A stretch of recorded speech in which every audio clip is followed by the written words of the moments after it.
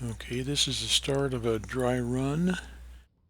We approach the aircraft from about the 10 o'clock position, and we remove the static elements and then enter the cockpit.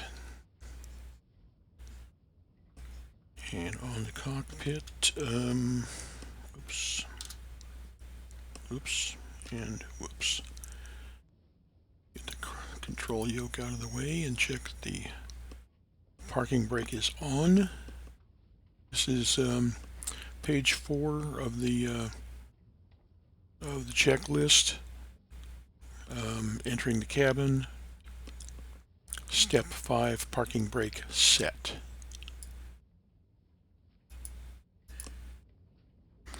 Okay. Page 5. Step 6. All switches in the off position.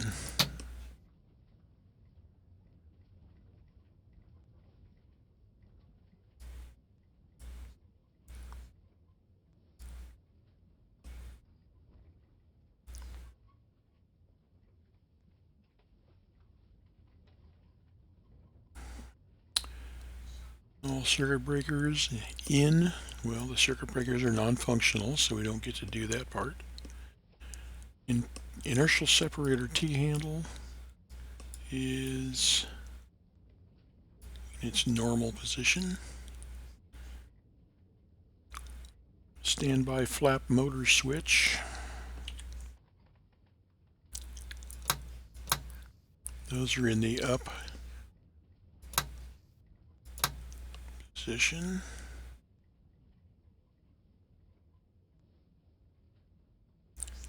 Oxygen supply pressure, we're not going to be worrying about it, but it is there. Okay. We don't have oxygen mask. Fuel tank selector valves are both in the on position against the stop. This doesn't seem, if you have them in the off position and you exit the game, come back in, they will be in the on position. Okay. Step 14, ventilation fans and air conditioning.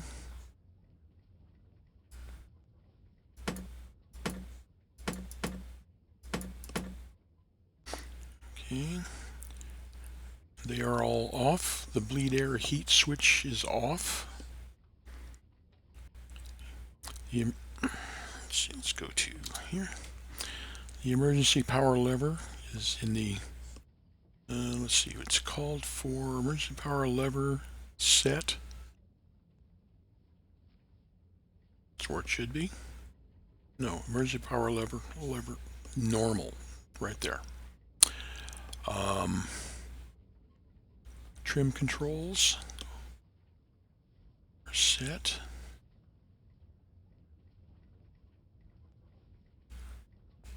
Fuel shutoff knob. This is another one that doesn't seem to persist past program shutdown and startup. Always comes up on. Cabin heat firewall shutoff control. Wait a minute, that's this one down here, and it's non-functional. Okay. And my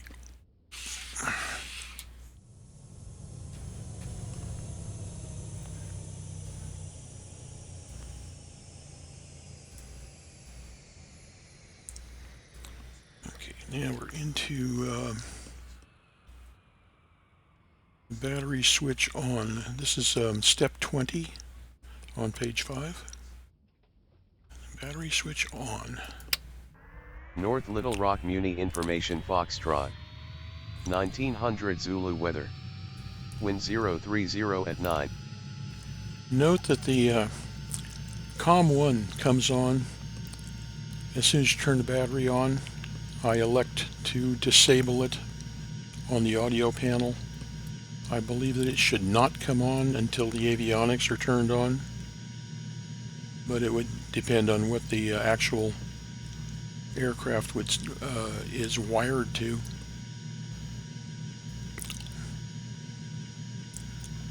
And anyway, so then next thing after battery switch, let me reset my viewpoint. Avionics 1, turn that on. The only thing it appears to do is move the inset map behind the fuel panel. Then Avionics 2 is supposed to bring up PFD2 and MFD. Notice it does not. And I have found that the only way to bring these two up is to turn on what is it? It is the standby power switch. So I'll do that just so we have a... No, actually, I think I'll just leave it off. Nope, nope, nope. For the moment, I will not do anything about this. This is a dry run after all. Here's the fuel quantity showing about half tank on both tanks. Check quantity. The engine soft key, since we're not on the MFD, doesn't do anything.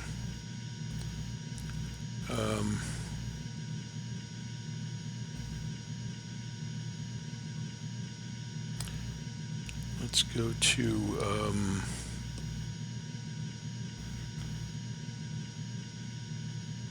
system wing flaps handle. Let's bring it down.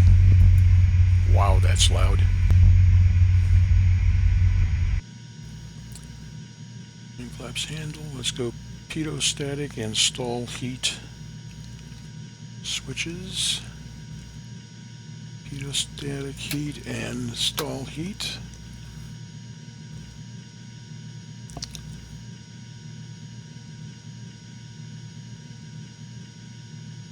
And we'll take the Avionics 1 and 2 switches off.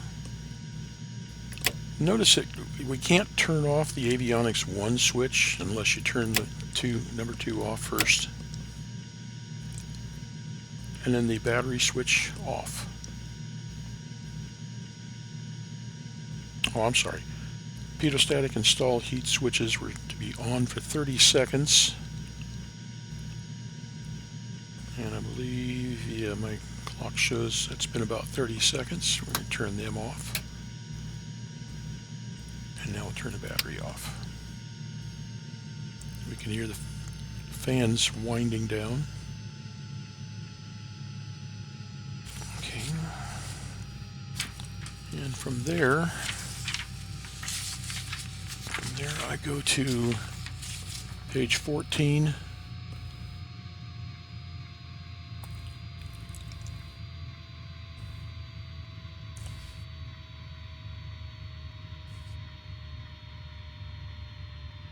Before starting engine.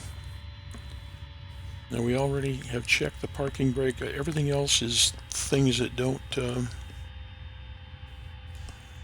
actually function except the doors. I've got the doors closed. There are no control locks. Seat belts don't do anything. When we get down to step number 9, switches. All switches are off. Once again, we go through and check. All switches are off. Switches are all off. Okay, ignition switch to normal.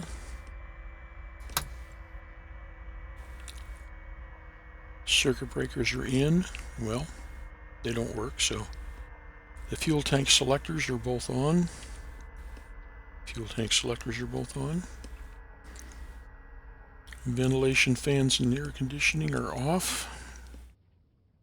We saw that from here.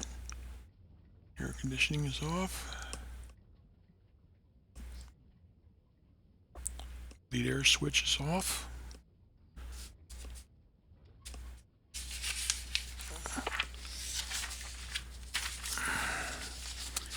Page 15.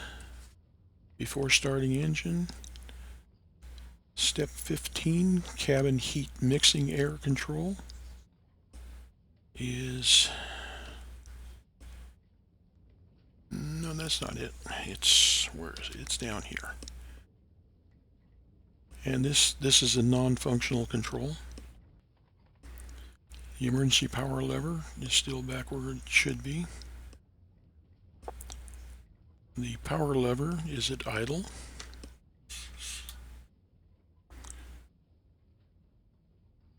The prop RPM lever is maximum, full forward. And let's see, fuel condition lever is at cut off.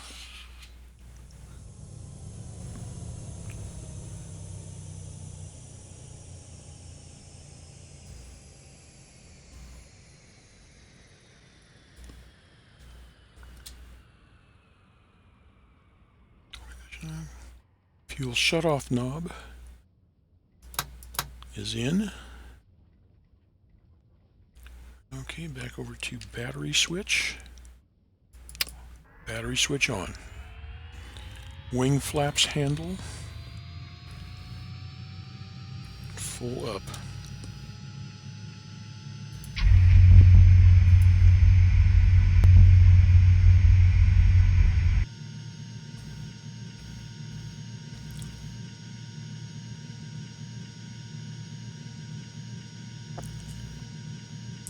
We're not going to do anything with the smoking and seatbelt lights because there's no one else on the place. The test switch for fire detect, we push up,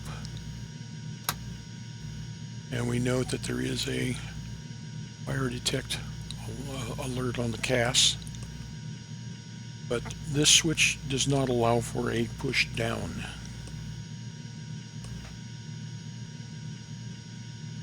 Okay, we're now at starting engine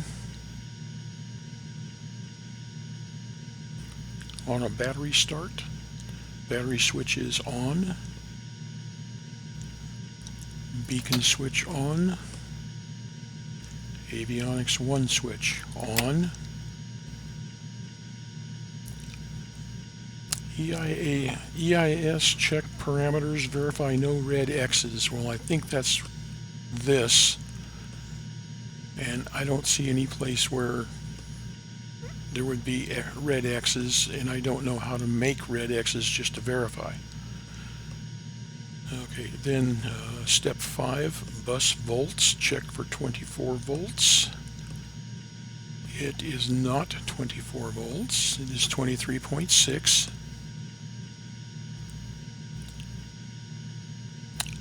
The emergency power lever, they want to check it in the full aft position again.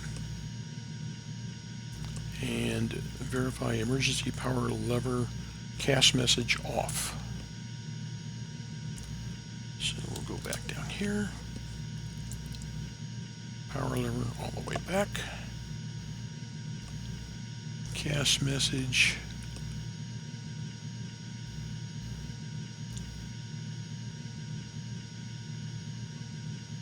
Message is off. Okay, emergency power lever. Next, page 16. Battery start. Step 7, make sure the propeller area is clear.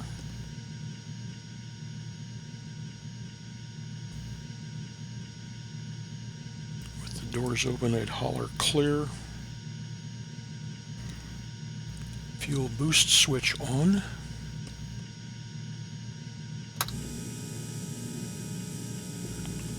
Fuel boost on. Fuel pressure low.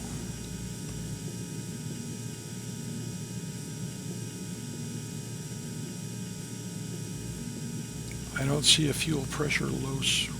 Oh, fuel pressure low CAS message is off. So it is off. Fuel flow in pounds per hour is 0. Starter switch to on. So Starter switch on. Ignition on, cast message on.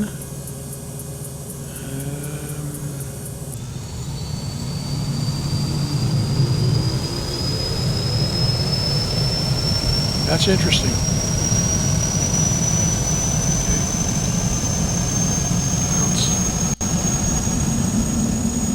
Okay. I don't see an ignition on cast message. Do see starter on.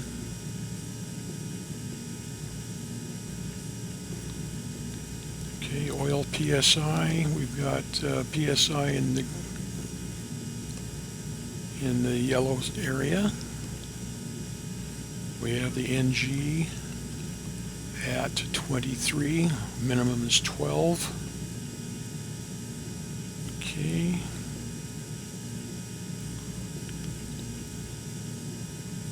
Get ready with the fuel condition levers.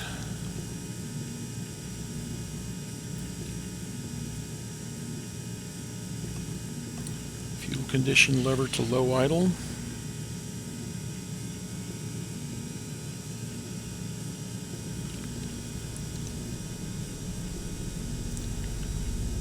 The ITT came up and then came back down fairly quickly. The fuel flow is about 109 pounds per hour. The NG is at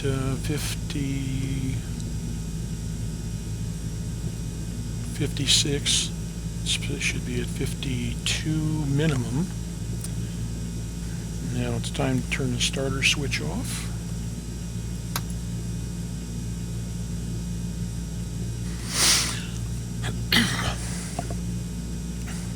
Okay, step 12. EIS check normal. I think that's normal. I don't know. And then we do a generator check load. Nothing's been mentioned about generator yet. We have generator amps, cast warning, and a generator off.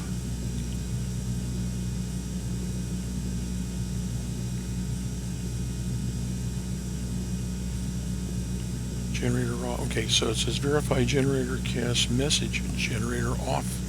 Cast message is not off. So here's a problem at step 13 on page 16. And the battery is not charging, the battery is discharging.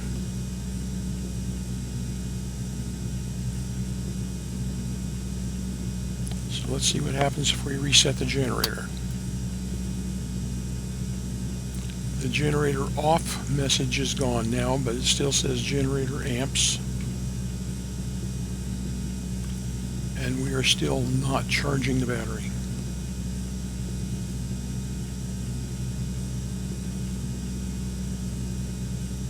Okay. Step 14, fuel boost switch to normal.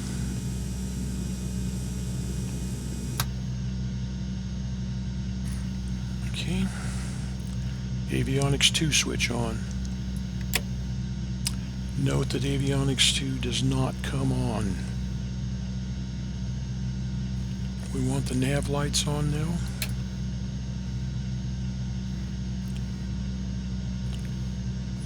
Okay. Cabin heating, ventilating, and defrosting controls set as desired. I don't care. Oh, they're set now. And we're now supposed to have engine up.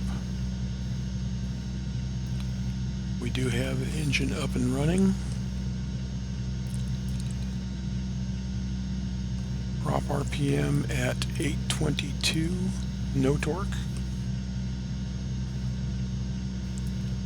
Now, if I turn on the standby power, then the MFD does come on. I can bring it up.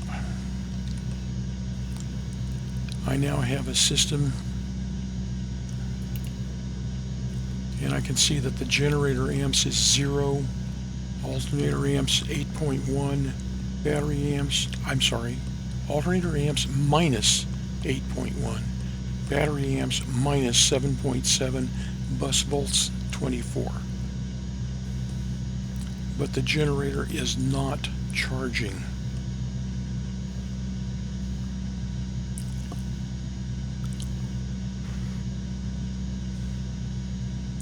Also notice, see, generator amps, voltage is low.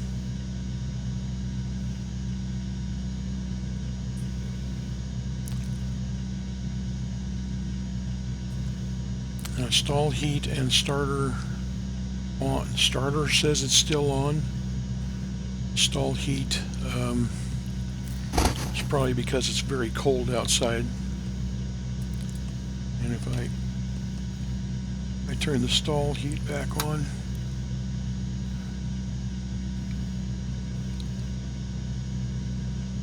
and if I turn on, let's turn on the speedo and let's put the prop heat on auto. That satisfies them, but we still have generator amps warning, and the starter is still on. The starter is not on, the starter is off.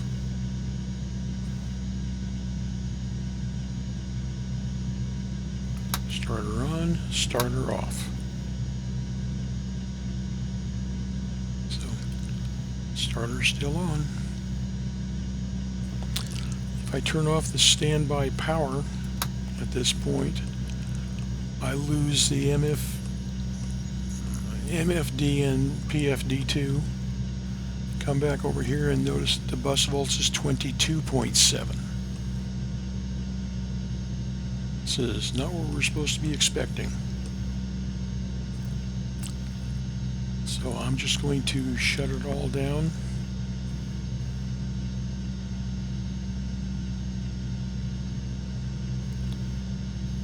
Fuel boost off entirely.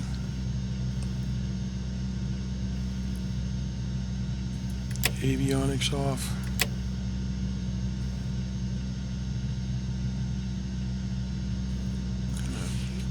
Go to cut off, feather the prop.